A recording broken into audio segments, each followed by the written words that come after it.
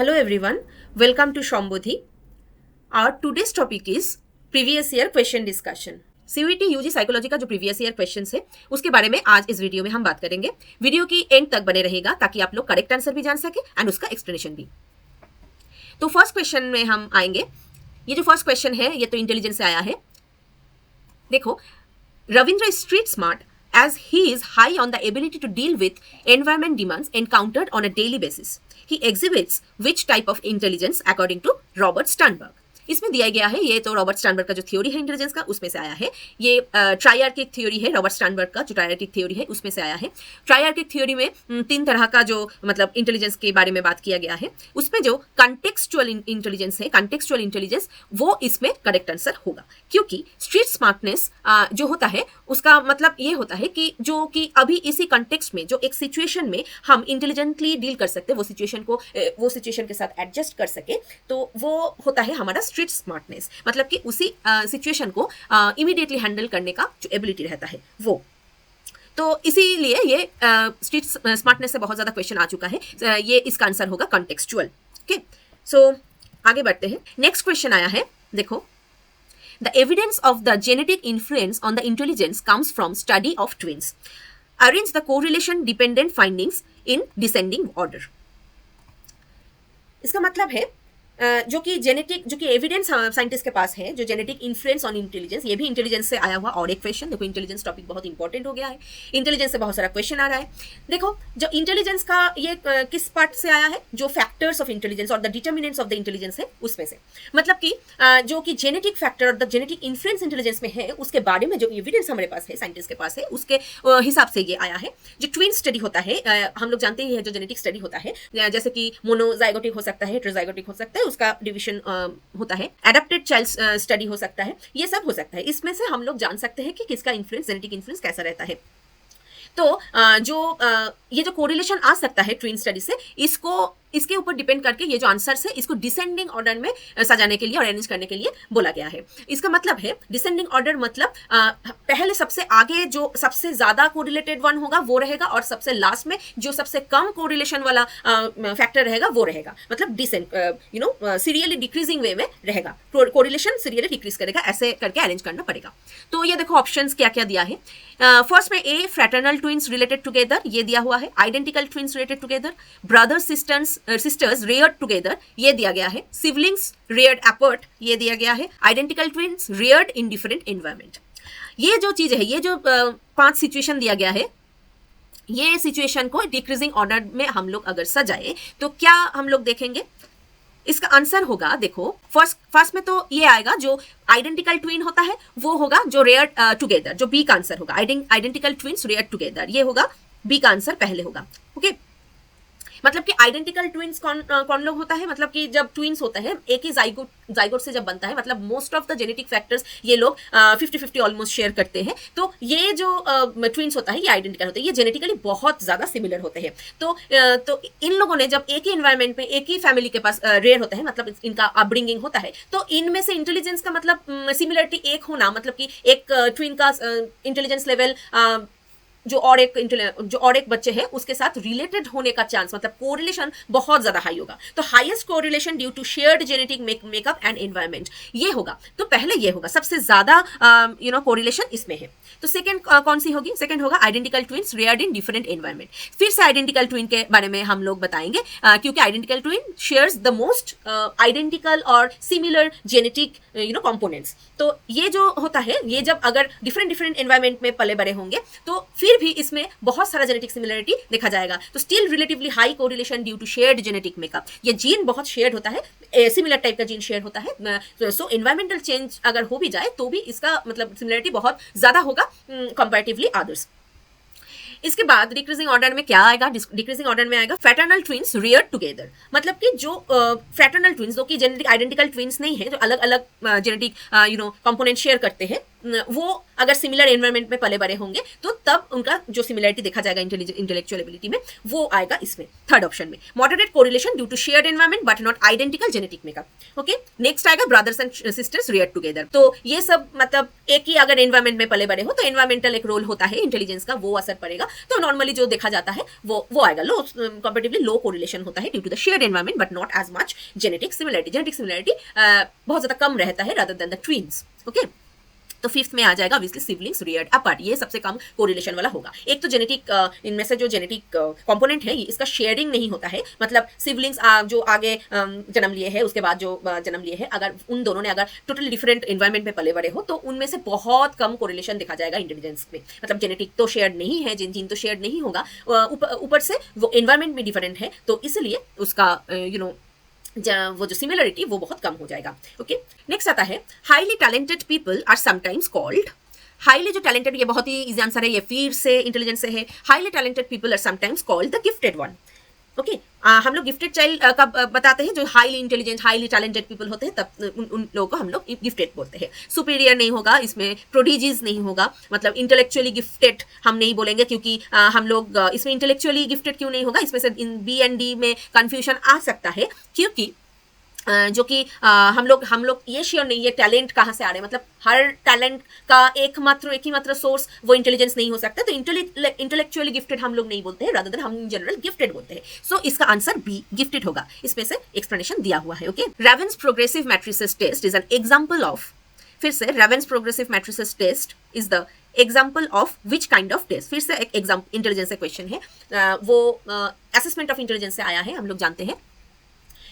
ये जो टेस्ट है ये ग्रुप टेस्ट है या वर्बल है, नॉन वर्बल है या परफॉर्मेंस, टाइप ऑफ टेस्ट जो असेसमेंट ऑफ इंटेलिजेंस है टाइप ऑफ टेस्ट से आया है। The correct answer would be the non verbal test. Okay, ये जो रेवेंस प्रोग्रेसिव मैट्रिक्स है ये हम लोग जानते हैं कि जो एक नॉन वर्बल मतलब कि परफॉर्मेंस टेस्ट होता है, ये पजल दिया जाता है, मतलब प्रोग्रेसिव वे में ये मतलब पजल का टाइप्स बदलते रहते हैं। The Raven's progressive matrix is a non verbal test used to measure the abstract reasoning and fluid intelligence. Okay, unlike verbal test that rely on language based questions, the Reven's test presents visual patterns and requires test takers to identify the underlying logic or rule governing the patterns. इनमें से जो Reven's progressive matrices है इसमें हम patterns, हमारा intellectual ability कितना है patterns ढूंढने में, जो नॉन वर्बल एक्टिविटी है, जो एब्स्ट्रैक्ट इंटेलिजेंस है, जो फ्लूइड इंटेलिजेंस है, उसको फोकस करते हैं, ताकि जो वर्बल इंटेलिजेंस है उसमें बहुत language composition, communication and language uses, इसमें बहुत ज़्यादा फोकस करते हैं ये। और जो other side of intellectual abilities हमारा है, जो कि पैटर्न रिकॉग्निशन जो होता है, जो एब्स्ट्रैक्ट एबिलिटीज होता है, ये इन सब में बहुत ज़्यादा ध्यान देते हैं। ओके, तो नेक्स्ट आगे बढ़ते हैं। Which of the following statements are true about creativity? It is intelligence and creativity is very much related topic, though the creativity is not the exact similar concept as intelligence, but creativity intelligence के साथ साथ ही आता है। ये topic के पीछे creativity हम पढ़ लेते हैं, पर ये creativity intelligence से बहुत ज़्यादा questions आ रहा है। देखो, which of the following statements are true about creativity? Okay, first option है genetic factors play an important role. Next, nurture affects creativity. Creativity involves high emotional intelligence. Creativity involves convergent thinking. और E भी option है, और एक option है a minimum level of intelligence is required for creativity but beyond that intelligence doesn't matter. Okay, तो which of the following are true about creativity? इसमें से multiple answers होगा, मतलब देखो A B D ये सब करके दिया हुआ है, इसमें से कौन सा कॉम्बिनेशन में आंसर आएगा आपको ढूंढना पड़ेगा।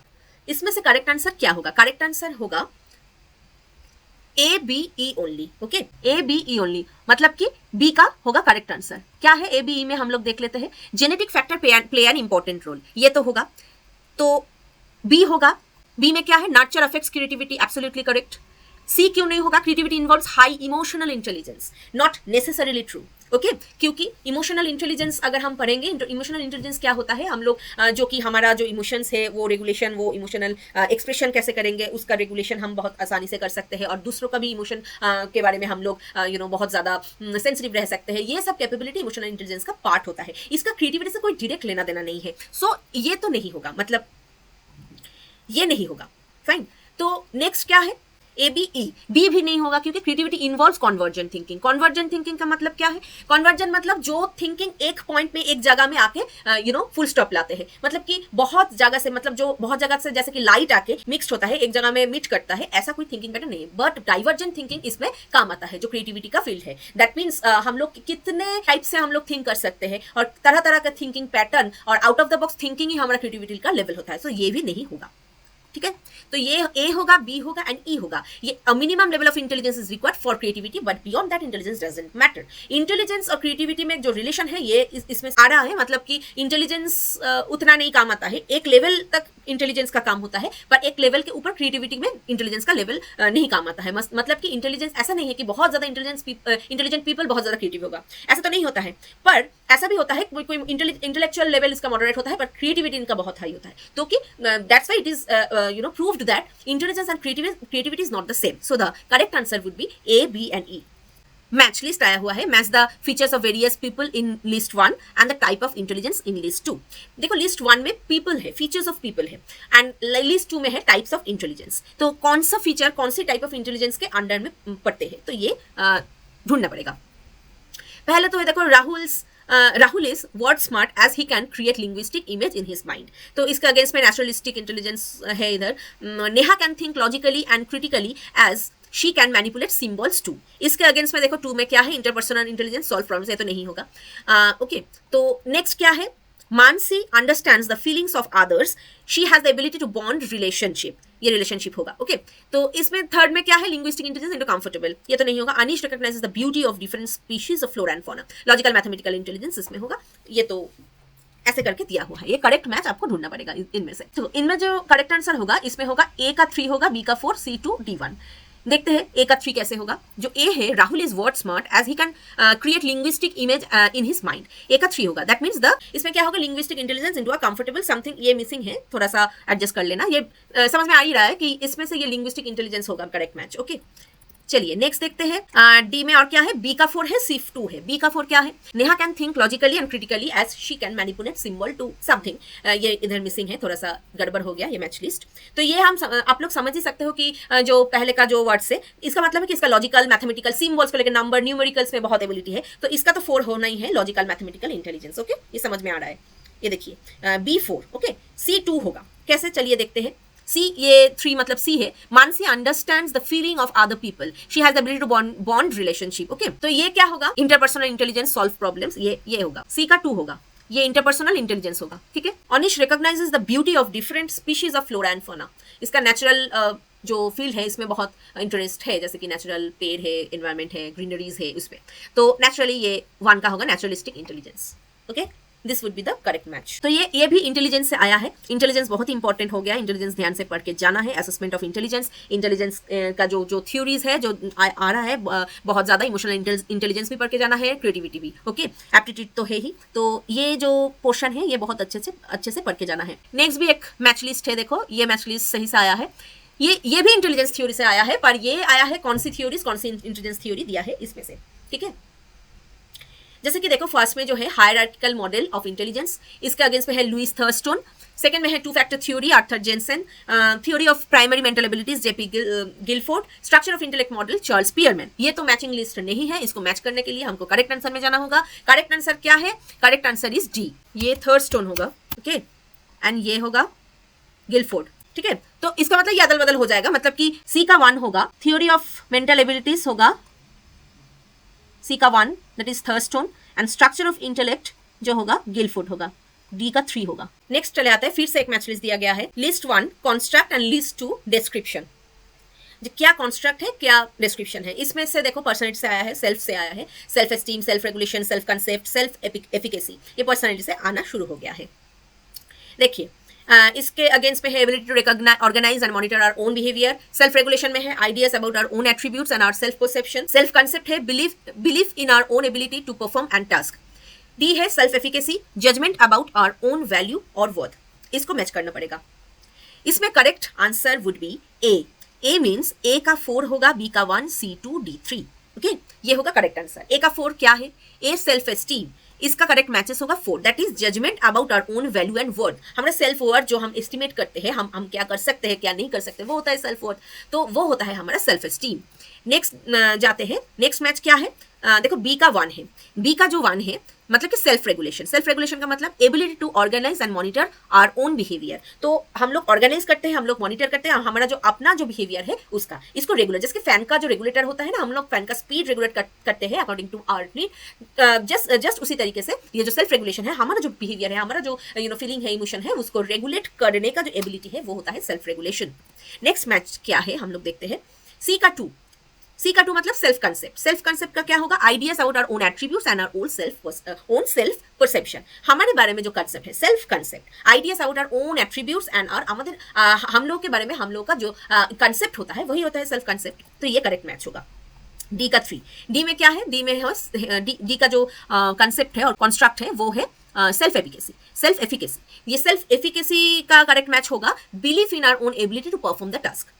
सेल्फ एफिकेसी, हम लोग कितना इफेक्टिव है, belief in our own ability to perform a task, a particular task के लिए हम लोग कितना एफिशिएंट है वो डिटरमाइन करते हैं हमारा construct self efficacy. Okay, so this would be the correct answer. देखो इसमें एक एग्जांपल दिया गया है नेक्स्ट क्वेश्चन में, Krish has unconscious aggressive feeling toward his father. Okay, he however refuses to accept this and instead feels that his father is very aggressive towards him according to psychodynamic theory, which ego defense mechanism does it reflect। ये बहुत ही आसान है, जो Freud का defence mechanism है personality की part में है, इसमें से आया है, ये एक एग्जांपल के तौर में ये दिया गया है। देखिए ये जो क्रिश का जो सिचुएशन है इसमें हम लोग कौन सा डिफेंस मैकेनिज्म देख सकते हैं, the correct answer would be the projection. हम लोग रिप्रेशन नहीं देख सकते कि रिप्रेस, हम लोग कुछ फीलिंग रिप्रेस नहीं कर रहे हैं क्रिश, इधर डिनाइल, इधर हम लोग आप लोग को कंफ्यूजन आ सकता है कि डिनाइल ये तो रिफ्यूजर्स टू एक्सेप्ट, इसके लिए आप लोग बोल सकते हैं कि डिनाइल, बट डिनाइल डिफेंस जो होता है वो डायरेक्टली नो नहीं, हम ऐसा नहीं सोचते, ऐसे बोलने का और ऐसे verbatim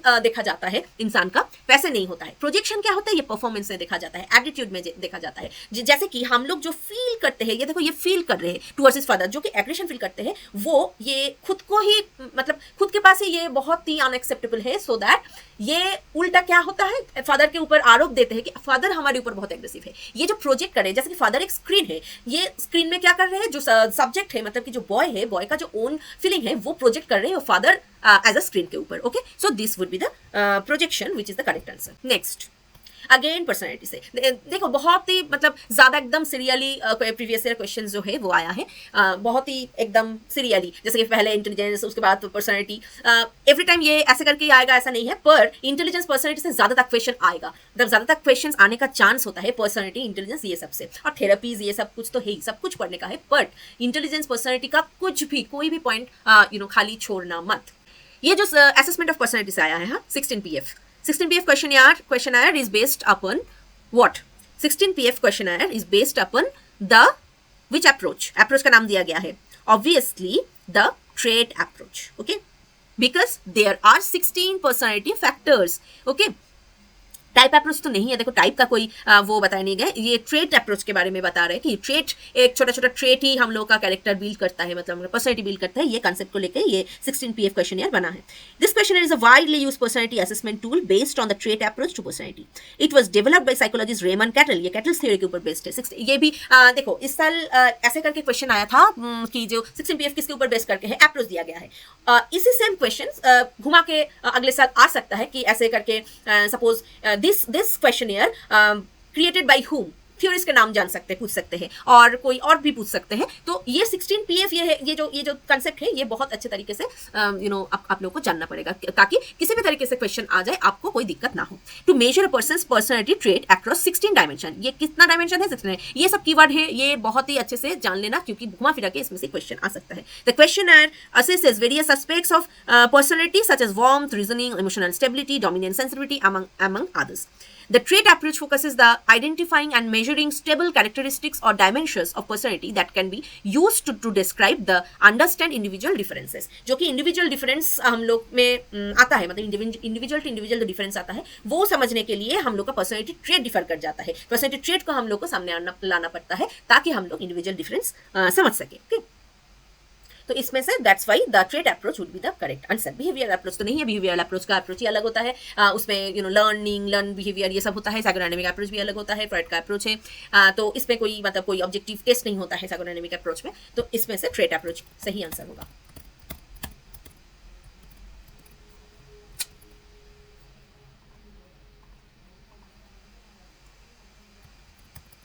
Okay. Next, which of the following is true about the relationship between culture and self with respect to Western and Asian or Indian cultures? Okay, और Eastern और Western culture को लेकर cultural जो personality है उसमें से आया है। देखो इसमें क्या क्या ऑप्शन दिया गया है। The Western view seems to hold clear dichotomies between self and other. Okay, in the Asian culture, the self and the group exist as two different entities with clearly defined boundaries. C में क्या है? In Indian culture, the self is generally separated from one's own group. Western cultures are characterized as individualistic. Okay, in the Indian culture, individual members of the group do not maintain their individuality. Okay, choose the correct answer. यानी कि इसमें एक से अधिक correct answer होगा। तो correct answer here would be C, that is A, D, E only. Why? Let's check out. A मतलब कि the Western view seems to hold the clear dichotomies between self and others. That is the absolutely correct one because they follows the individualistic culture. Individualistic culture means there is a strong focus on individual himself or herself. Okay, तो individual का जो concept है उसमें एक dichotomy मतलब कि rest of the others and I, there is a clear differentiation between these two. Okay, so this would be the correct option absolutely. Then would be the D. That is the Western cultures are characterized as individualistic. Okay, ये भी correct है जिसके कारण ये आता है option A. Okay, ई होगा क्या होगा? In the Indian culture individual members of the group do not maintain their individuality. हमेशा ये देखा जाता है कि इंडियन और एशियन कल्चर में खुद के लिए मतलब खुद को सेकेंडरी रखते हैं, मतलब खुद के बारे में सोचना, खुद के बारे में अच्छा सोचना, ये भी समटाइम्स ये बहुत बाउंड्री बियॉन्ड बाउंड्री चले जाते हैं, इतना मतलब अदर्स के बारे में सोचने का एक कल्चर रहता है इंडिया में। तो कभी कभार इंडिविजुअल को बहुत ही सेकेंडरी दिया जाता है, मतलब जो इंडिविजुअली सोचते हैं ना उसको हमें कभी कभार सेल्फिश भी बोला जाता है इंडियन कल्चर में। क्यों? क्योंकि इसमें जो होलिस्टिक कल्चर है, मतलब इसमें जो ग्रुप कल्चर है ये बहुत ज़्यादा है, मतलब ग्रुप के बारे में सोचना, ग्रुप के बारे में पहले सोचना, उसको प्रायोरिटीज देना इसमें बहुत महत्वपूर्ण माना जाता है। ओके, So इसमें B and C क्यों नहीं होगा? In the Asian culture, the self and the group exist as two different entities with clearly defined boundaries. ये तो नहीं होगा क्योंकि ये individualistic culture का characteristic है। And C का क्या है? In Indian culture, the self is generally separated from one's group. Okay, तो एक ग्रुप से सेल्फ जनरली सेपरेट होता है, ये भी इंडिविजुअलिस्टिक कल्चर का वो होता है कैरेक्टरिस्टिक्स, और ये भी नहीं होगा। नेक्स्ट आगे बढ़ते हैं। The dash is demanding, unrealistic and works according to the pleasure principle. Okay, इसमें से क्या ऑप्शन है दिया गया है? ए ऑप्शन है id, B ego, C super ego, D hyper ego. इसमें से करेक्ट आंसर होगा ए ईट, बिकॉज ये तो बहुत ईजी है, मतलब फ्रॉइड से आया है, फ्रॉइड भी बहुत इंपॉर्टेंट है पर्सनैलिटी में। ओके, फ्रॉइड अच्छे करके देख के जाना। The dash is demanding, unrealistic and works according to their pleasure, मतलब कि ईट प्लेजर प्रिंसिपल में चलते हैं, हम लोग जानते हैं, इसका एक्सप्लेनेशन का ज्यादा वो नहीं है। ओके, नेक्स्ट आता है arrange the following stages of psychosexual development in the right sequence. ये भी बहुत मैकेनिकल एक क्वेश्चन है कि ताकि वो जो कि फ्रॉइड का जो साइकोसेक्सुअल डेवलपमेंटल स्टेजेस है उसमें से आया हुए हैं। ओके, तो ये इसका करेक्ट मैच क्या होगा? ओरल से शुरू होगा, ये होगा 1। ओके, 1 पहले ओरल स्टेज आएगा, नेक्स्ट आएगा क्या आएगा? एनल आएगा, डी आएगा। ओके, पहले तो सी होगा, देन डी होगा, देन क्या होगा? एनल के बाद फैलिक आएगा, ए होगा। ओके, फैलिक आएगा, उसके बाद क्या आएगा? लेटेंसी आएगा, बी, उसके बाद क्या आएगा? लास्ट में जेनिटल स्टेज, ओके, सो ये होगा करेक्ट सीक्वेंस। अच्छा, next arrange the following life events in terms of decreasing stress level. Homes and राहे, इनका जो डिक्रीजिंग स्ट्रेस लेवल का जो थ्योरी है और जो मतलब उनका जो प्रोपोजल है उसके ऊपर बेस करके जो डिक्रीजिंग जो स्ट्रेस लेवल है उसके हिसाब से ये सजाने के लिए बोला गया है। सबसे ज्यादा स्ट्रेस लेवल में इफेक्टिव होगा क्या, और सबसे कम स्ट्रेस लेवल में इफेक्टिव डिक्रीजिंग स्ट्रेस लेवल, जो कि सबसे ज्यादा स्ट्रेस डिक्रीज करते हैं वो लास्ट में आएगा। ओके, सॉरी, जो कि सबसे ज्यादा स्ट्रेस डिक्रीज करेगा वो लास्ट में आएगा। ओके, क्योंकि ये डिक्रीजिंग स्ट्रेस लेवल में अरेंज करने के लिए बोला गया है। तो चेंज इन ईटिंग हैबिट्स है, illness of a family member है, appearing for examinations, unexpected accident, death of a close family member, ये है।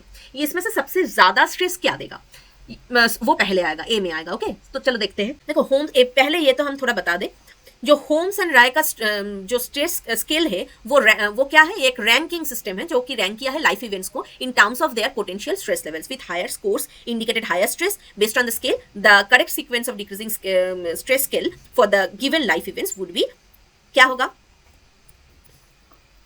पहले तो death of a close family member, ये तो सबसे किसी का डेथ सबसे ज्यादा स्ट्रेस देते हैं, ठीक है।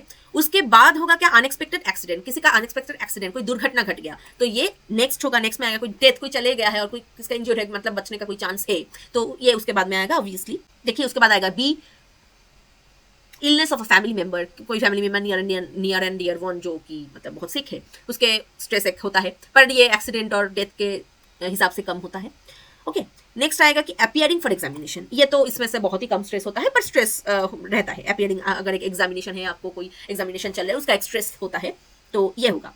उसके बाद आएगा change in eating habit, suppose ये आप डाइट में चले गए हो कि आप लोग मतलब कि वजन घटाना होगा तो आप लोग को स्पेशल डाइट करना पड़ेगा, स्पेशल मतलब कि डाइट मतलब कि बाहर का खाने को छोड़ना पड़ेगा, ये वो है जो होता है, तो चेंज इन ईटिंग हैबिट्स भी एक स्ट्रेस होता है, जो भी एक घर का शिफ्ट भी एक स्ट्रेस होता है, जो चेंजेस इन लाइफ जो कि हमारा हैबिचुअल जो सिचुएशन है उसमें से कोई ड्रिफ्ट अगर आएगा, कोई डिस्ट्रैक्शन अगर आएगा, वही हमारे लिए एक चैलेंजिंग सिचुएशन बनता है। जब भी चैलेंजेस आएगा लाइफ में वही हमारा स्ट्रेस का कारण होता है, ओके। तो लास्ट में सबसे कम स्ट्रेस किस में होता है, change in eating habits, but हम लोग ईटिंग हैबिट चेंज करते हैं, हम लोग तब लगता है कि कितना हम स्ट्रेस में है, तो जब तक ना अगर बहुत ज्यादा स्ट्रेस वाला कुछ हमारे लाइफ में ना आ जाए तब तक हम लोग छोटा छोटा स्ट्रेस को ही बड़ा बड़ा समझने लगता है। तो आगे बढ़ते हैं, देखिए Raman has very high expectations from himself related to his performance in competitive exams, due to this he is always under stress. Raman is facing which type of stress, okay. जो रमन जो है, जो कि कैरेक्टर दिया गया है, अपना खुद का जो परफॉर्मेंस है उसके ऊपर उनका बहुत ज्यादा एक्सपेक्टेशन है, उसको लेकर बहुत ज्यादा एक एक्सपेक्टेशन है। सो एक कंपेटिटिव एग्जाम्स में ये लोग जो मतलब जो रमन है जब जाते हैं, मतलब उसको लेके उसका अचीवमेंट का जो एक्सपेक्टेशन है वो बहुत हाई रहता है। Due to this he is always under stress, तो ये जो एक्सपेक्टेशन जितना हाई होगा तो ये स्ट्रेस भी बढ़ेगा, ये बहुत एक्सपेक्टेशन अगर रहेगा तो स्ट्रेस रहेगा। Raman is facing which type of stress, ये स्ट्रेस को हम क्या बोलेंगे, ये स्ट्रेस को हम बोलेंगे साइकोलॉजिकल स्ट्रेस, ओके। इसमें से जो स्ट्रेस दवा है ये सोशल स्ट्रेस नहीं है, सोसाइटी से नहीं आ रहा है, ये साइकिक स्ट्रेस नहीं है, मतलब कोई साइकिक कोई डिसऑर्डर और कुछ ऐसा कुछ है, वैसा कुछ नहीं है। साइकोलॉजिकल स्ट्रेस होगा क्योंकि ये खुद का जो एक्सपेक्टेशन ये बना के रखा है, ये सीलिंग थ्रेशोल्ड ये बना के रखा है, सीलिंग लेवल में ये एक्सपेक्टेशन रीच नहीं कर पा रहे हैं, तो इसलिए छोटा मोटा जो अचीवमेंट इनको हो रहा है वो अनदेखा करके जा रहा है, तो ये हुआ है साइकोलॉजिकल स्ट्रेस। फिजिकल स्ट्रेस क्या है, फिजिकल स्ट्रेस वो होता है कि जो हम लोग बहुत दर्द हो रहा है, कुछ बहुत फिजिकल स्ट्रेस, मस्कुलर वर्क कर रहे हैं, वो फिजिकल स्ट्रेस होता है इसमें से। So psychological stress would be the correct answer. Next, dash is a subjective experience that uses imagery. Dash is a subjective experience that uses imagery and imagination in order to effectively deal with stress. Okay, this is the question. ये भी stress से आया हुआ है, okay. देखो इसमें से correct answer क्या होगा, the correct answer would be the creative visualisation.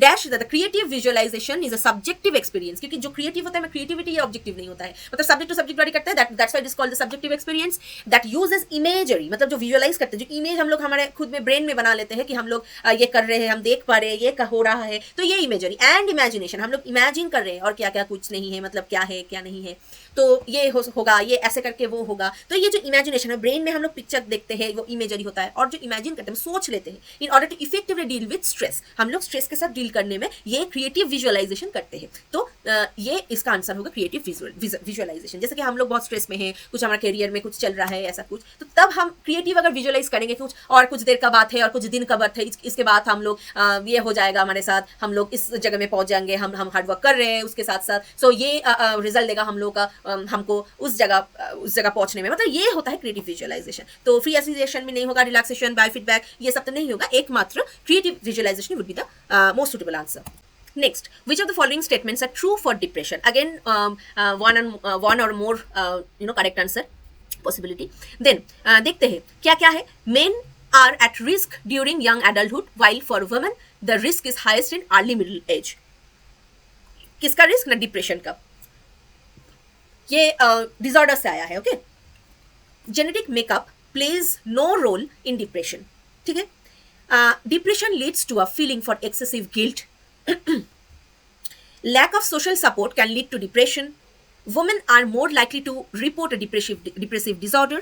इसमें से कौन सा करेक्ट आंसर है? द करेक्ट आंसर है A, option A, that is CDE, ये ए से डी है ना, ये सब क्वेश्चन का नंबरिंग है, कंफ्यूज मत होना। सी डी ई मतलब कि क्या है, men are at risk during young adulthood while for women the risk is higher in early middle age. ये नॉट नेसेसरीली ट्रू, ओके, इसका कोई वैसा वो एविडेंस नहीं है, ये नहीं होगा। सो क्या होगा, सी से शुरू होगा, बी भी नहीं होगा। क्या, genetic makeup plays no role in depression, ये तो सही नहीं है, ये तो भी नहीं होगा।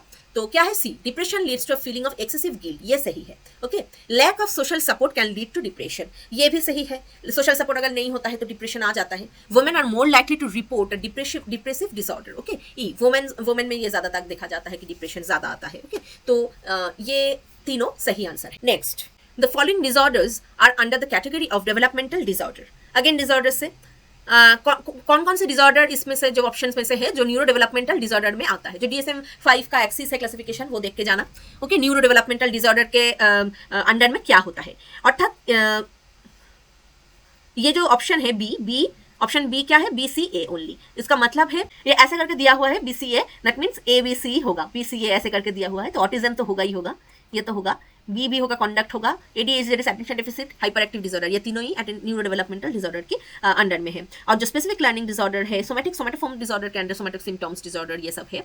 स्पेसिफिक लर्निंग डिसऑर्डर का जो मतलब एक्सिस है, मतलब जो ब्रॉडर क्लासिफिकेशन है वो क्या है, देखो, this disorder involves difficulties in learning and using academic skills such as reading, writing, math despite of adequate intelligence and educational opportunities. Okay, ये जो इधर जो आंसर है स्पेसिफिक लर्निंग डिसऑर्डर भी न्यूरो डेवलपमेंटल के अंडर पड़ेगा। जो A, B, C, D actually would be the correct answer, but here the the options contains only the 3 options, so 3 option में से यही एक ऑप्शन है जो मिलता है, बहुत सुटेबल है, ABC। ये तीनों तो है ही, न्यूरो डेवलपमेंटल लर्निंग डिसऑर्डर भी न्यूरो डेवलपमेंटल डिसऑर्डर के अंडर आते हैं, पर क्या है ना, जो मोस्ट सुटेबल हमको वही अंडरलाइन करना पड़ेगा और टिक करना पड़ेगा। तो इस according to this MCQ this would be the correct answer, but point to be noted, specific learning disorder is also the neuro developmental disorder. Okay, जो नंबर 19 है क्वेश्चन, अगेन एक एग्जाम्पल बेस्ड क्वेश्चन है। ये example based के study based question ज़्यादा तक आता है। देखो, ये जो जब डिफेंस मैकेनिज्म और फाइट का बारे में जब बात करते हैं और जो डिसऑर्डर से बात करते हैं तब ज़्यादा तक आते हैं। Seema is unable to control her preoccupation with specific ideas. She is unable to prevent herself from repeatedly thinking what her hands are dirty, thinking that her hands are dirty. This interferes with her daily activities. So, Seema has what kind of disorder? Okay, it's very easy, obsessive compulsive disorder. The correct answer would be obsessive compulsive, because obsession है, हमेशा Seema is unable to control her preoccupation, एक preoccupational thought से with specific ideas. She is unable to prevent herself from repeatedly thinking. ये obsession है that her hands are dirty, that interferes her daily activities. So this would be the obsessive compulsive disorder. Compulsion का कोई example नहीं दिया गया है, पर सिर्फ obsession भी नहीं है, so obsessive compulsive disorder है, तो इसमें से this would be the most suitable answer. Okay, again एक जो है मैच लिस्ट का जो क्वेश्चन है इधर, वो है मैचिंग लिस्ट में क्या है। देखो, लिस्ट 1 में ये मॉडल है, लिस्ट 2 में कॉज ऑफ एबनॉर्मल बिहेवियर है। लिस्ट 1 का जो है साइकोडायनामिक मॉडल है, लिस्ट 1 में साइकोडायनामिक मॉडल के अगेंस्ट में जो है इरेशनल एंड इलॉजिकल थिंकिंग है, जो abnormal behaviour, cause of abnormal behaviour. Humanistic existential model में कॉज ऑफ एबनॉर्मल बिहेवियर क्या अगेंस्ट में है, मैलअडप्टिव लर्निंग। ये सब अनमैच्ड है, आपको अनमैच करना पड़ेगा। बिहेवियर में क्या दिया गया है, मीनिंगलेसनेस एंड इनऑथेंटिसिटी। कॉग्निटिव में क्या दिया गया है, देखो, intrapsychic forces. Okay, the correct match would be option B. ये जो answer, choose the correct answer from the options given below, ये होगा correct option. That means A का 4 होगा, B 3, C 2, D 1। चलिए देखते हैं मैच होता है या नहीं। A का 4 मतलब साइकोडायनामिक, इसका 4 के साथ मैच होगा, दैट इज इंट्रासाइकिक फोर्सेस। ये साइकोडायनामिक मॉडल बोलते हैं कि इंट्रासाइकिक फोर्स हम लोग का मतलब जो कॉज ऑफ एबनॉर्मल बिहेवियर है वो इंट्रासाइकिक फोर्स का डिसबैलेंस से होता है, और वो कल्प्रिट है, उसका कोई रेगुलेशन का कोई प्रॉब्लम होता है तब होता है। तो ये हो गया ठीक। नेक्स्ट B3, ये ह्यूमनिस्टिक एग्जिस्टेंशियल जो मॉडल होता है, ह्यूमनिस्टिक मॉडल जो एग्जिस्टेंशियल मॉडल हम लोग बताते हैं, ये B का 3 होगा, मीनिंगलेसनेस एंड इनऑथेंटिसिटी। ये एग्जिस्टेंशियल ह्यूमनिस्टिक, ये मीनिंग खोजते हैं, meaning of survival, meaning of human life, who am I, for what reason I am here on this earth. So ये सब होता है ह्यूमनिस्टिक एग्जिस्टेंशियल मॉडल का कहना। तो इसमें से कॉज ऑफ एबनॉर्मल बिहेवियर क्या होता है, मीनिंग। जब मीनिंग हम नहीं, मीनिंगलेस हो जाता है, हम लोग अनवो हो जाते हैं, तब हमारा कोई प्रॉब्लम और डिसऑर्डर आता है। एंड जो एबनॉर्मल बिहेवियर हम करते हैं, जो इनऑथेंटिसिटी आता है, हम मतलब रियल सेल्फ में कोई वो नहीं रहता है, हम लोग का इनऑथेंटिक हम लोग हो जाता है, तब प्रॉब्लम आता है। सी का 2, बिहेवियरल। 2 मतलब मैलअडप्टिव लर्निंग, लर्निंग को लेके आएगा बिहेवियर। कॉग्निटिव क्या होगा, D का 1, irrational illogical thinking. Cognition always the higher mental process would be would like to deal with the thinking pattern and other informative processes. Okay, so इस video में इतना ही हम डिस्कस किए हैं. बहुत जल्द ही और दूसरा एक वीडियो आने वाला है जिसमें रेस्ट ऑफ द क्वेश्चंस को लेके हम लोग डिस्कस करेंगे. तो ना तो वीडियो बहुत ही लंबा हो जाने वाला है, बहुत ही बोरिंग भी हो जाएगा. सो आज तक के लिए इतना ही. तो तब तक आप लोगों को आप लोगों के पास ये रिक्वेस्ट है कि आप लोग सब्सक्राइब करें, लाइक एंड शेयर जरूर करें. Okay, thank you and all the best.